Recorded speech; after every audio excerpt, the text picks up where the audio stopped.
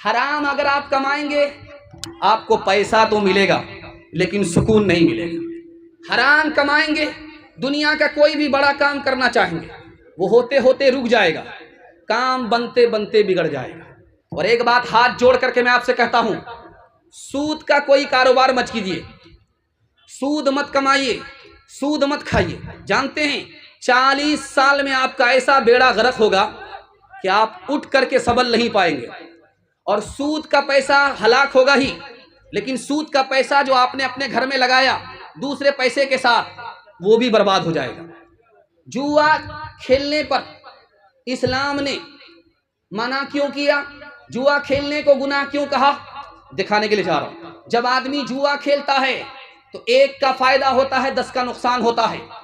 انسان اور مسلمان وہ ہو ہی نہیں سکتا جو دوسرے کا نقصان کرے اپنا فائدہ کرے۔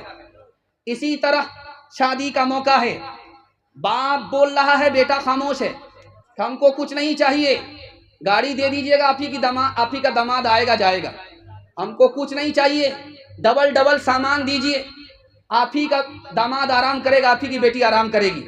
یہ جو جوڑا ملا، یہ جو سامان ملا، یہ جو نقد ملا، یہ بھی حرام ہے۔ بیٹی والا دباؤ میں دیتا ہے، مکمل خوشی سے نہیں دیتا۔ آپ جان رہے ہیں اگر آپ نے رولا کر کے لیا ہے آپ کو خود رونا پڑے گا، آپ نے 1 گنا لیا ہے آپ کو 10 گنا دینا پڑے گا۔ اور اس طرح سے جانتے ہیں بیٹی پر 5 ظلم لوگ ڈھا رہے ہیں۔ ابھی آپ نے ایک شاعر سے سنا کہ 4 لاکھ لڑکی غیر کے ساتھ بھاگ گئی، کیوں بھاگی یہ راز آپ کو بتا رہا ہوں۔ جب بیٹی پیدا ہوتی ہے تو آپ مٹھائی نہیں بانٹتے، جب بیٹا پیدا ہوتا ہے تو آپ مٹھائی بانٹتے۔ جب بیٹی پیدا ہوتی ہے تو آپ اس کو دوسرے کا دھن سمجھتے ہیں، جب بیٹا پیدا ہوتا ہے تو اس کو اپنا دھن سمجھتے ہیں۔ جب بیٹی پیدا ہوتی ہے اس کو تعلیم آپ نہیں دلاتے، چولہے پر رکھتے ہیں۔ جب بیٹا پیدا ہوتا ہے تو اس کو دلی سے لے کر کے پنجاب تک آپ تعلیم دلاتے ہیں۔